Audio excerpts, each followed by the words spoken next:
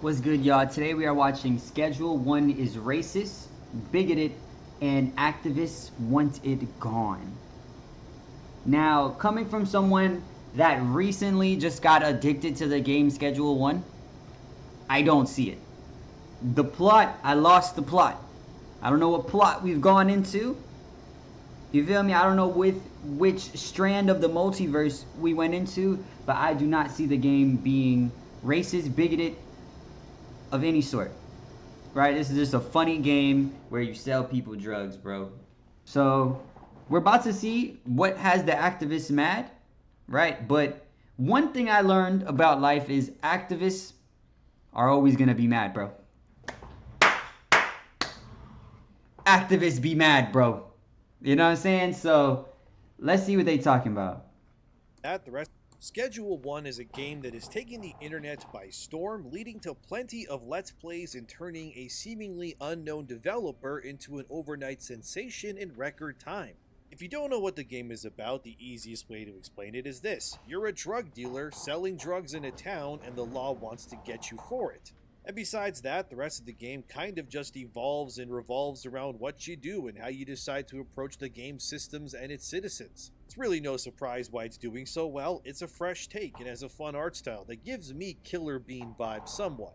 But the game is also, unfortunately, racist now, and everyone has to bow down to the activists again. Yep, it's happening, I know. Just like I said in my previous video about No Mercy, which seemingly angered quite a few people, I say in that video, and really, the whole point of that video is that developers should never change their games or visions to meet the needs of activists. Because 9 times out of 10, the people crying about your game haven't even played it anyways. And just by giving into their demands, no matter how small they can be or grand in the case of No Mercy, where the devs actually took the game down on Steam due to online backlash, the point still stands. And what I said in that video is that when you give in to activist demands, all you're really doing is telling them and other like-minded individuals that if they make enough noise and seem scary enough on the surface, they can, theoretically, will anything they want into existence.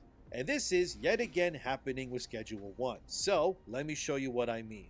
This indie game is now getting blasted for racism over an achievement called Indian Giver. Yeah, you heard that right. A single phrase has people clutching pearls so hard they're leaving bruises. This is from The Gamer because, of course it is. It's incredibly racist. Schedule 1 comes under fire for one of its achievements.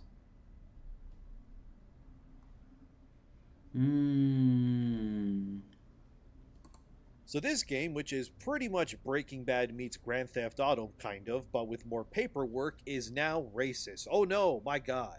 So, this all started when someone named Crow on Twitter, I have no idea who this is, brought it to the attention of Twitter, where they said this and tagged the creator of Schedule 1. Yo, Tyler, I'm loving the game, but can you remove this achievement? It's incredibly racist, the only achievement specifying a race.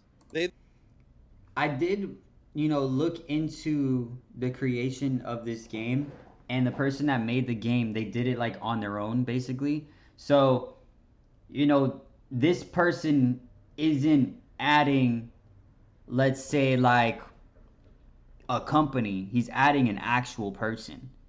You feel me? Like, he's adding the person that made the game. And he's like, this is incredibly racist. It would be a little different if there were some roadblocks between it, but like, I agree. You shouldn't change your game because some people, get their feelings hurt about it.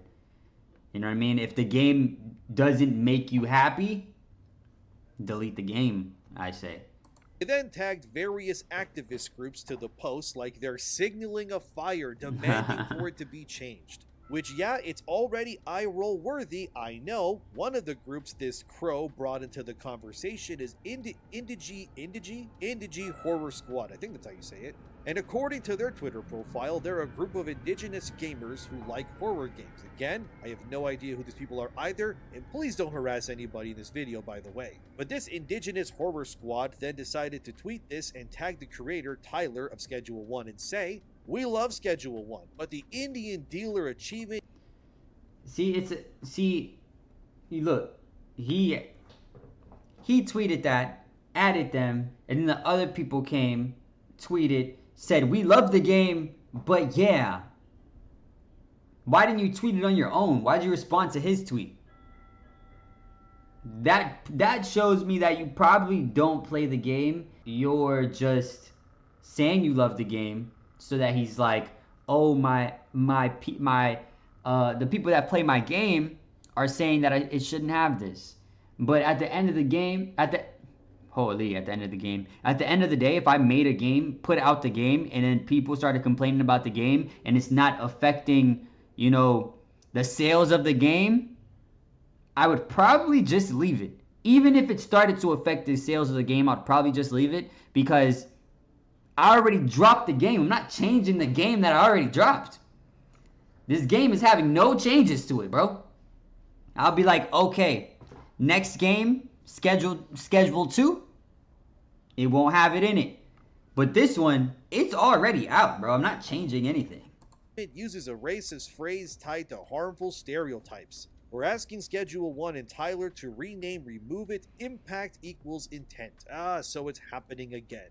I didn't think this would be happening so quickly, but weirder things have happened, I guess. Like I said with No Mercy in my other video, we have, yet again, another group now calling for a developer to change their game because it offends them. So what exactly does Indian Giver even mean? Why is this term so problematic, you may be asking? Well, for those who don't know, the achievement is tied to a quest where you promise a rival dealer some product, then you yank it back at the last second. Sneaky? Sure. Racist? Well, that's where the stretch begins. The phrase Indian Giver comes from a misunderstanding in colonial times. Europeans thought Native Americans expected gifts back after trades, which wasn't true. It was just cultural miscommunication. But fast forward to 2025 and it's considered a slur by some, though context matters. The achievement's not about Native Americans, it's about screwing over a drug dealer, but that didn't stop the outrage machine from revving up again. You see, it kind of makes sense how he explained it. Like, it's not necessarily a slur, it's more of a miscommunication between, people people in colonial times, ultimately. So, I don't know how to feel about it at this point. The phrase Indian Giver, when I was a kid, I always said it. I didn't know it offended anyone. If someone ran around, he made an achievement called Cotton Picker, then it would be like, you know what I mean? So because it doesn't affect me, I don't feel the same, backlash that, Native Americans probably feel. So, I don't know. Calling it harmful stereotyping may be a bit of a stretch, especially when you consider that Schedule 1 is a game full of, let's be real, dark humor and sarcasm aplenty. Plus, I also find it quite funny that the only thing these activists find problematic is this achievement. Look, selling drugs and ruining people's lives, well, that's one thing, but I draw the line personally at the so-called racist achievement named myself. Next thing you know, there's gonna be a lawsuit claiming the game promotes racism somehow over an achievement name. I swear. Yeah, at the end of the day though, if I'm gonna keep it a stack, even if it said some crazy stuff, like something that rubbed me the wrong way, I'd be like, that's crazy. But at the end of the day, if we're making a very make-believe world where you're running around selling drugs to people, hitting cops in the head with bats, and making drugs that make people fly, and there's no way that this game is supposed to be in any type of social construct. I don't know. If people put this much energy into solving world hunger, we would have buffet lines on Mars by now. But here's the kicker. The dev, Tyler, didn't mean to offend anyone. They said it was a nod to the game's edgy tone, not a racial jab. But the mob doesn't really care about intent. They smell blood. And when I say mob, I mean the usual suspects who comb through games looking for something to be mad about. It's like they got a PhD and taking it personally. This isn't about justice, guys. It's about power. They want devs to grovel to them, and Schedule 1's getting the full treatment, as we can all see. I can already hear people saying, oh, you're defending racism. No, that's not the point of this at all. Look, you don't need to agree with people on everything, but the point remains that I don't think it's healthy to create this new meta forming, if you will, that is trying to make every game any activist finds problematic getting changed is a good move either. This is how you ended up with the games that you all hated clearly from 2020 till right about now, pretty much. How many times have players complained that newer games and franchises that were also edgy or had dark humor got modern audienced, for lack of a better term?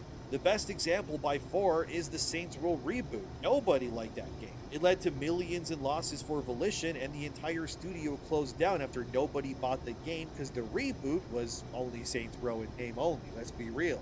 And a franchise like Saints Row, which if you ask me is a great comparison to Schedule 1, are both games that are about you playing technically a bad guy, if I'm being real with you. You're a crime lord drug dealer who makes money profiting off other people's addictions in both Saints Row and Schedule 1. Yet if you go and compare Saint Row's reboot's humor or the characters, which were all millennial writing 101 dumpster fires, that felt more sanitized than a hospital floor, you'd understand why the reboot failed and died the way that it did. Saints Row's reboot is a cautionary tale. Yeah, this is... You know, I don't really play too many video games. But I don't play too many video games because the games suck. All these games suck. I play Schedule 1 because it literally doesn't care. I'm playing a game because it's edgy and it doesn't care, and it does whatever it wants. It has weed named after gorilla balls. Like, you can't take it, you know. I feel like in this specific case, you know, the thing doesn't pertain to me, so it's hard for me to be like, bro, let it go.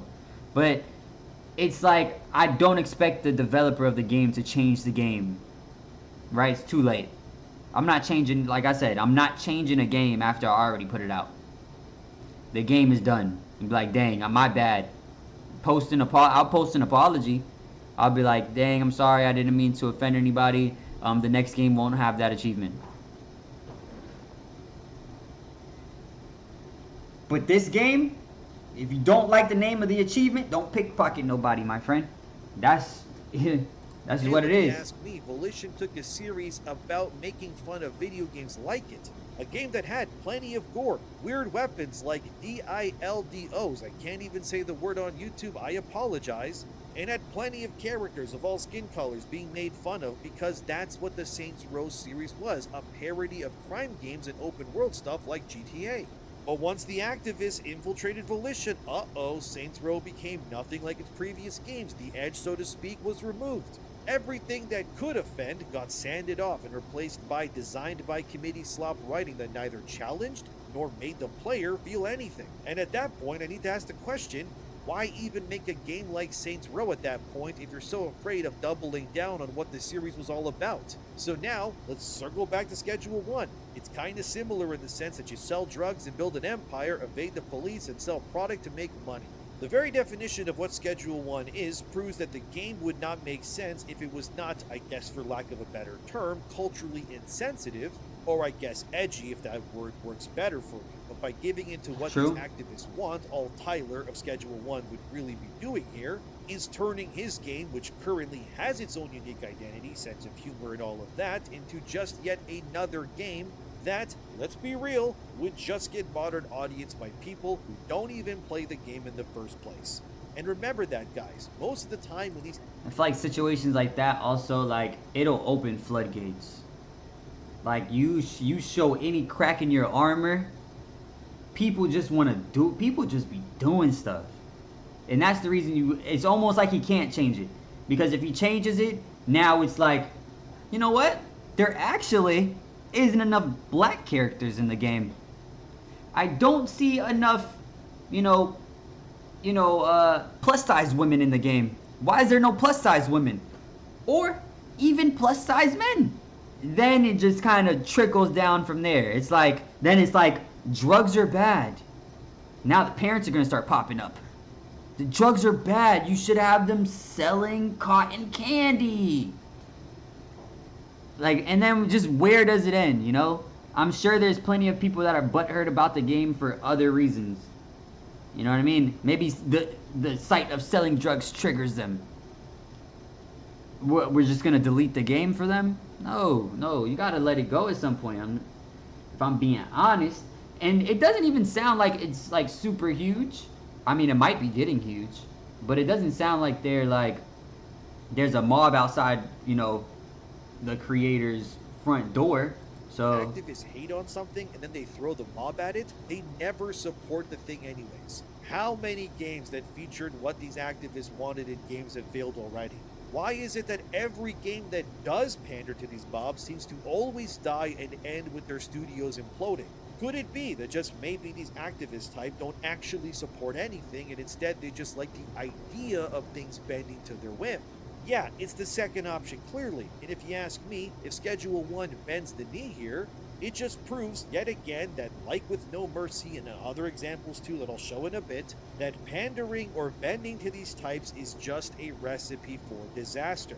And let's also go back to the crux of this thing, right? This Indian Giver achievement isn't targeting anyone's race. It's a phrase tied to a specific action in the game. And if you squint hard enough, sure, you can make it sound bad, but you would need binoculars and a PhD in mental gymnastics to do so. Second, Schedule 1 is a game about criminals doing criminal stuff. It's not a PBS documentary on cultural sensitivity. Facts. You play a drug lord wannabe. You're not Gandhi. Expecting it to be a bastion of political correctness is like expecting a pit bull to knit you a sweater. Third, and this is the big one, nobody's actually hurt here. Nobody's out there playing Schedule 1, seeing that achievement and going, you know what? Time to be a bigot. Gamers aren't that fragile. The target audience in this case are the same kind of people who've spent... If you made it far enough into the game to where you're selling something to rival drug dealers and all that stuff, like, you already done, punched a couple old ladies in the face. You know what I mean? So, you probably don't care about that. At 40 hours in Grand Theft Auto, just running over grandmas and shooting random people with shotguns because it's fun. And I mean, who can blame them? It is fun. Right. So if you ask me, we can handle a spicy phrase without losing our collective minds. The activists will claim stuff like this is emotional distress, but you know what? I'm calling BS. If a Steam achievement is ruining your day, maybe log off and touch some grass for God's sakes. This whole thing reminds me of a kid throwing a tantrum because their ice cream's the wrong flavor, except instead of a timeout, they're going to demand that everyone's day be ruined so they feel more validated. And the saddest part, this isn't even about the phrase, it's about signaling. It's about saying, look at me, I'm fighting the good fight, while ignoring actual issues. If you want to talk systematic harm, go after healthcare disparities or something real. Don't waste everyone's time on a game that's just trying to be cheeky and edgy. This is why, if you ask me, devs shouldn't cave to this kind of noise. History's got receipts, and they're glorious. Take Hatred from 2015, which I can't show footage on of YouTube because it's too bloody, but this one's a classic when it comes to activism hating on a game. Because you play a nihilistic dude on a killing spree, pure shock value. The outrage was biblical, petitions, bans, you name it. But Destructive Creations, the people who made it, they didn't flinch, they leaned into the chaos, marketed as the anti-hero fantasy that it was, and it became a cult hit. People didn't play it to become serial killers, they played it to blow off steam, like every other video game, by the way. Because shocker, I know, art doesn't turn you into a monster, and not bending the knee to mobs is actually a good thing. Why, you may ask? Because gamers respect authenticity over sanitization like these activist types always want from the games they don't even play. Let's not forget about Postal 2. That game had everything. Crude humor, over-the-top violence. Even a mission where you... He naming a lot of games I don't even know, though. Y'all let me know in the comments if y'all actually know these games that he's naming. I don't know these games. Pee on people. Activists screamed, oh, bloody murder, but running with scissors, the people who made it, they just kind of laughed at it. They even patched in more... Yeah, bro, if the company's name is Running with Scissors, you could cry, beg, scream, petition, be on their front lawns, Delete the game. Delete the. They're not deleting the game. Their name is Running with Scissors. They don't care. Which, in certain situations, it's best that you don't. It's best that you don't. Or ridiculousness, like a cat silencer. A literal cat silencer on Holy. your gun. The game's still kicking on Steam, by the way, loved for its unapologetic vibe. These devs, as you can see, they didn't pander. They just gave the middle finger to the perpetually offended, and they won. Contrast that with devs who folded. Remember Cyberpunk 2077's early patches? They tweaked NPC dialogue because a few people on Twitter called it problematic. Did it make the game any better? Nope, just made fans roll their eyes. Pandering doesn't win loyalty, okay? It just signals weakness. Gamers can smell inauthenticity a mile away. So why should devs like Schedule One's team tell activists to go pound sand? Well, 3 reasons. 1, it kills creativity. Games are art, not morality checklists. If you're scared of offending someone, you're not making Doom, you're making Barney's hide and seek instead. Look at Dead Space or Silent Hill. Those games push boundaries. They made you uncomfortable. And that's why they're still legends to this day. If you sanitize them, well, you would just get forgettable slop instead. 2, pandering fuels the mob. Give them an inch, they're gonna take your whole studio. Remember the original Kingdom Come Deliverance game? Activists whined about historical accuracy because it didn't have enough diversity in medieval Bohemia. And then Warhorse Studios stuck to their guns and said, well, it's based on real history, and then the game crushed their sales. Had they caved in, we'd have gotten a watered-down mess, and the mob would have moved on to the next target anyway. And then if you go look at Kingdom Come 2, where Warhorse did cave to the mob somewhat, now you had random gay romances and not a single Christian church that was explorable. But you sure as hell had an entire fake Jewish quarter in Kudenberg because, hey, that's more important to have explorable than places about the religion that 99.9% of the people in your game worship during that same time period. And 3, gamer. That's actually insane that you're making a game based off a certain time period and people would complain that you don't have things that weren't there during that time period. Doesn't make sense. It's like saying you go back to medieval times, everyone's walking, they'll be like, why don't you have enough cars inside the game? Bro, what? We rode horses. We don't have cars. And then people are like, you only want horses? There's no other forms of transportation, and that's transportationist. That's what it feels like to me. It's like, you can't complain about everything. And people that play video games, like passionately, like video games, they don't complain. They'll complain like if something's, you feel me? Like I play Marvel Rivals, I'll complain about some Marvel Rivals. I'll be like, yo, Spider-Man, he can move around too fast. Like this is some bullshit. But I'm not gonna complain that Rivals doesn't have Miles Morales instead of a white Spider-Man. But gamers don't want it. I digress. Most players just want fun games. They don't want a lecture with a price tag. Schedule 1 sales spiked after the drama started. Why? Because people are sick of being scolded. They'd rather support a game that takes risks than one that just grovels all the time. Devs who stand tall and tell activists to get lost, they win big, and devs who kneel get memed into oblivion, or they have their entire studio closed like Volition did with... I think that's the thing though. Bro isn't like, he has his own studio.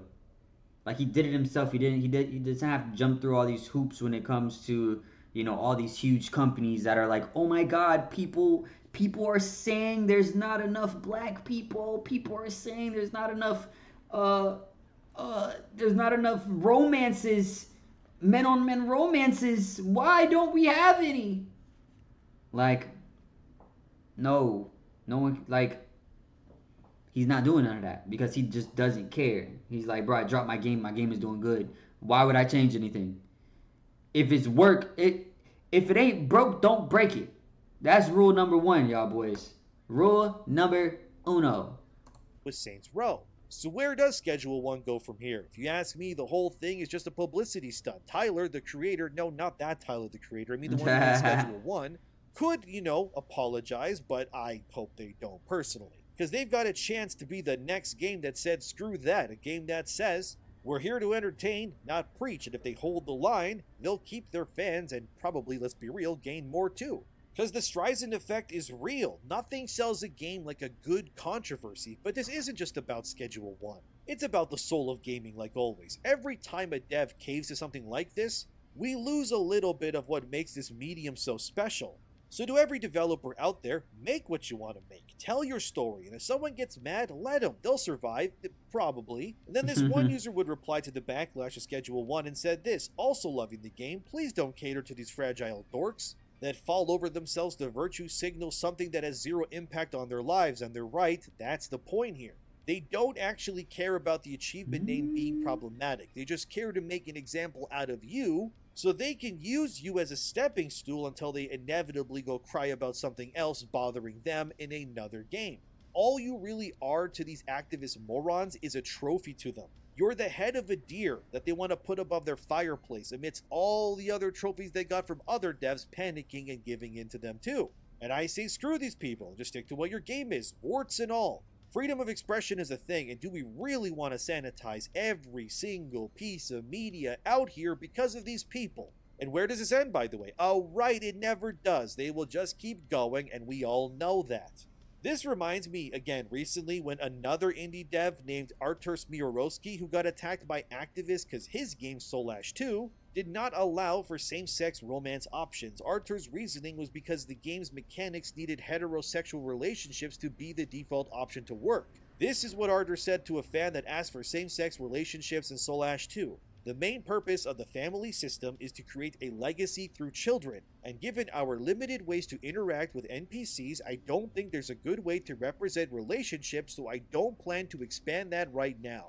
So, the entire crux of Artur's argument is that the game's mechanics are about you as the player having kids. Which means, despite what everyone says, you need a man and a woman to do that, and then passing your traits and skills to the next generation of your bloodline. Yeah, kinda hard to do if you got 2 guys or 2 girls, since there's no way that would really work, especially in the time period that Backlash 2 takes place in. Of course, this didn't stop the typical types from losing their minds and wanting Artur's head above their fireplace too. But Artur didn't budge. He said, no, if you can't... There's no folding for that one. I'm like, ain't no fold. What you want me to do? You want a seagull to come drop it off? Nah, it's not possible, homie. Accept my vision for the game I made, then it's not for you, and he never gave in. And now months later, he's still being attacked for it. Recently, he tweeted how he was removed from an indie dev community. Here's what Artur said. I've been informed that an indie dev community I've supported for years since Backlash was in its infancy has canceled me from participating in their events. At this rate, I can't say if any indie dev spaces wouldn't be platform developers for voicing right-wing opinions outside their communities. So I plan to... It's not even right-wing opinions. Like, these aren't even, like, that's not even an opinion, I feel like. It's like, if my game needs to have you birthing children, and that's the whole sole purpose of my game, what am I supposed to do?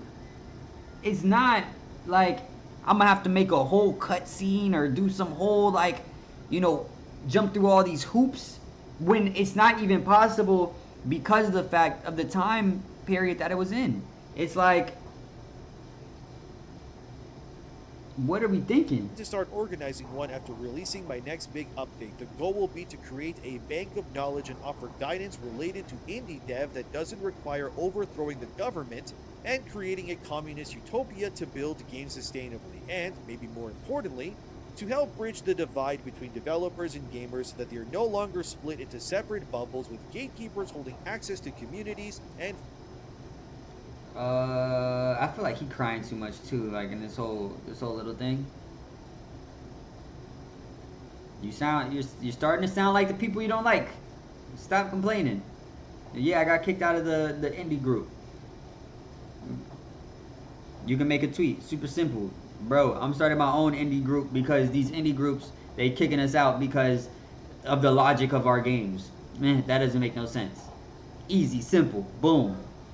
You taking it too far. Funneling down to left-wing activism. The only type of community that makes sense in gaming is player-centric. Any other starts to have conflicting interests or abuse. It's in everyone's best interest to deliver what players want, except for government and corporate shills. So there you go. So as you can see, this activism that I speak of that is now targeting Schedule 1 currently is not really tied to just flavor of the week or something else. It can and it will keep going for days, if not weeks, months, or even years. Because it's not about being part of their group. It's about them making an example out of you. That's all it is. How Arthur is excommunicated because he wants to uphold his original vision for his game is crazy. You would think that other indie devs would also respect his decision.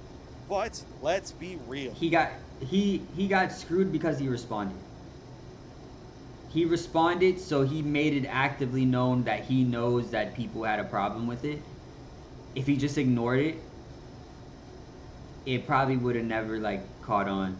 So maybe bro that made Schedule 1, which the person that made this video, he said it earlier, he's like, I hope he doesn't respond. He shouldn't respond, honestly, because if he does, he's just gonna add more fuel to it, because the people that don't know about it are now going to know about it. You might as well just leave it alone, not respond. No, the only reason they don't is because if they voice support for Arthur, it will make them to a target for these activism groups too. But I hear you say, what would happen if we all just said no to these groups? Well, then they would have no power. And that's what they're hoping you don't realize, which is that there's a difference between actual gamers and these activist groups. When gamers boycott a game who they would have bought it otherwise, there's actual damage. But when it comes to activists, they still won't support you even if you do cave in, so at that point you're giving in to people who won't support you anyways. But you're also now showing the people who actually could support you that you gave into the insane demands of these weirdos. So now you got zero support from either side and you are, as they say in the biz, cooked. It's even happening in anime. Look at this article from Otaku Cart. Feminist groups call for total ban on eki. It's not art, it's just softcore. So in case you don't know, eki is a subgenre of anime with sexual overtones to it. We're talking about scantily clad characters, absurdly huge bust size, lots of innuendo jokes, but usually anyway, no actual, like full frontal nudity, but it's still bad because feminists don't like it. And again, like clockwork, do these feminist groups even support this subgenre of anime? Let's be honest, everybody, Nope. Probably not. They just want to add this subgenre's head to the fireplace too, like all of the others. And if the creators of the subgenre of anime, which is niche already, catered to these groups, who's going to support them in the future? Oh, what's that? Nobody? Well, that sounds like a great trade-off, doesn't it? Except not really at all. And that's really the crux of the argument, which is that when you give into the circus, you may as well become a clown because you're proving to everyone that you cave under any pressure and don't actually believe in what you're saying or doing. Schedule 1 shouldn't change the achievement name, because if they do, these activists will just become even more emboldened, and they will be slapping their bellies following their victory like a fat guy at a buffet like, ooh, that was tasty, now I can go for something sweet. And then this cycle will just keep repeating, over and over and again, with no end in sight really. And at that point, what even is this, really, You guys really just want all your games to inevitably become just as sanitized and by committee like the early 2020s was? You already know how that turned out. You've seen the carcasses of these failed games that said nothing because they had multiple leashes around their necks. Do you really want to go back there again because of things like this? Or should we just say, you know what, enough is enough. Let games that are clearly edgy like Schedule 1 just continue being what they are. Because the game didn't become popular for being a nice politically correct simulator, did it? Nah, dude, it became the success that it was because it's literally Breaking Bad the game pretty much. And when the game you're playing is about making and selling drugs and ruining people's lives for profit pretty much, the line you think this game crossed is an insensitive achievement title name? Really? These people all need to be put into those colorful gyms where there's no sharp edges and the pools are filled with spongy blocks? Well, they all wear like football helmets, if you ask me. I can't imagine living my life being so offended by things that have zero impacts on my life. Like, look, right, I'm Serbian, and the most Serbian representation I got in gaming is Niko Bellic in Grand Theft Auto 4. That dude is a literal war criminal, but you don't see me crying and telling Rockstar to change it. Get over yourselves. Stop being so soft and come back. That is so true. Not gonna lie. Very, very true. We can't complain about everything, bro. Back to the real world. There's bigger problems out here like gross over monetization in games probably costing over $100 Canadian that actually matter. If you're so distraught over Schedule 1's edgy humor in a game that you bought knowing that it would be edgy, you're a dumbass. I'm not going to sugarcoat it for you. Just go play Lego Star Wars and have Bluey playing in the background on repeat if you want to be such a baby about these sorts of things. Stop being weak. Stop being stupid. And pull the sticks out of your butts and learn to laugh a little. My god, dude. Anyway, what do you think? Should devs tell activists to kick rocks, or is there a case for toning things down? Drop your thoughts in the comments. I read them. Well, even the unhinged ones. And subscribe if you'd like too. And have a good day. I hope you see something really offensive today, and instead of getting offended by it, you just laugh and move on with your life. Trust me, you'll be better in the long run, and I'll see you in the next one. People need to stop getting their feelings hurt. That's one of the biggest things, bro. You know, people that get butthurt about certain things, they get butthurt about everything. There's no making them happy.